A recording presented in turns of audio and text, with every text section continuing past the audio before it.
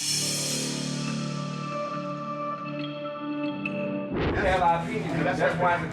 no reason to vote for Biden because you hate Trump. Reggie Carr is fired up. He's your president. It ain't my president. No, he don't. No, he's everybody's president. He's the president of America, right?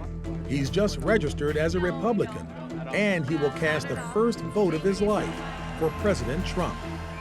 What was it that captivated you by what he was saying? He said that America needs to bring the jobs back here, and he said we need to export, and he said we need to protect intellectual property. Carr says his intellectual property was stolen by China. He's in the music business with partner Johnny Thomas.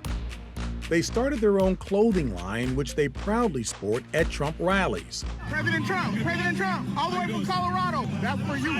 Yes. For me, to be a Trumpster means someone that is a free thinker, someone that cares about their country. The Trump campaign hopes to attract more African-American voters. In 2016, only 8% of black voters supported him. On his own dime, Carr travels on a passenger bus wrapped with the president's image, trying to bring minority voters on board.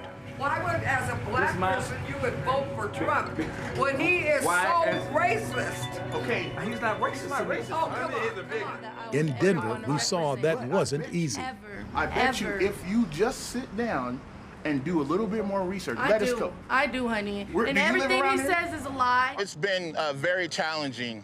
We talk to other minorities, and we try to explain to them what the things that President Trump has done. Rightly or wrongly, there are many who still feel that President Trump hasn't resolutely condemned those who don't want to see African Americans do well. Any merit to that in your mind? President Trump has disemboweled the whole racist thing. He doesn't support, Antifa and, white supremacists. What the hell do you have to lose? 4 years after Donald Trump asked black Americans that question, Latasha Brown has an answer. Y'all think that black voters matter? She says they have a lot to lose. The people have to rise up. That's why she and a team of volunteers are going all out on a privately funded 12-state bus tour to turn out black voters for Joe Biden. It's your right to vote. The reason why we wanted to do the tour is we wanted to connect to voters, particularly in many places that have been marginalized or where we've been seeing heightened voter suppression efforts. African-American voters are concerned most of all about the coronavirus and health care. But fewer than half are confident their vote will be counted correctly. And turnout is key. The number of blacks voting for president dropped in 2016 for the first time in 20 years.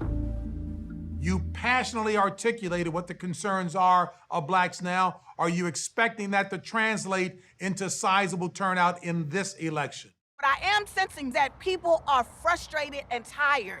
And because of that, folks are motivated by different things in this election cycle. And so I do think you're going to have record number turnout. Harris and Biden have the support of a majority of young black voters. Getting them to cast their ballot is another matter. I'm excited to vote. I'll be voting by mail. Winter Brianne, a youth activist at Howard University, refuses to sit on the sidelines.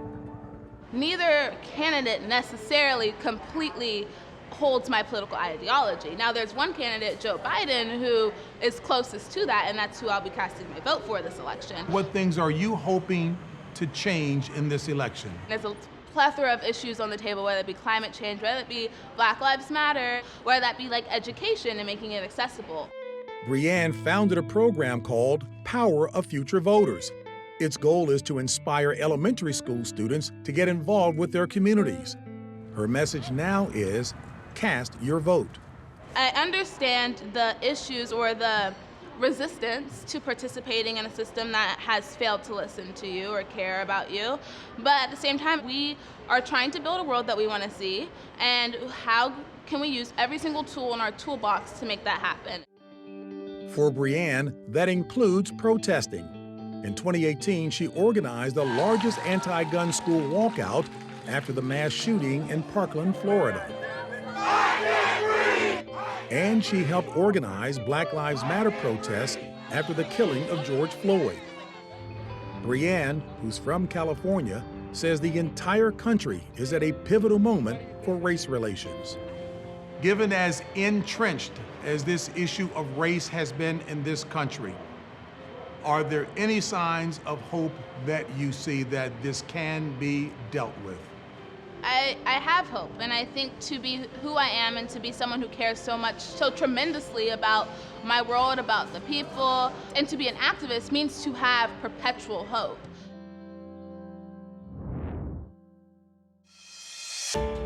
Even as turnout shatters records in 2020, Americans face new challenges to have their votes count. The FBI and intelligence officials have uncovered international plots to disrupt this election. Emails from Iran meant to scare people out of voting, and Russian hackers targeting voting systems. Facebook has taken emergency measures to limit inflammatory content and false reporting. Many wonder if the postal system can handle the crush of mail-in ballots in the midst of the pandemic.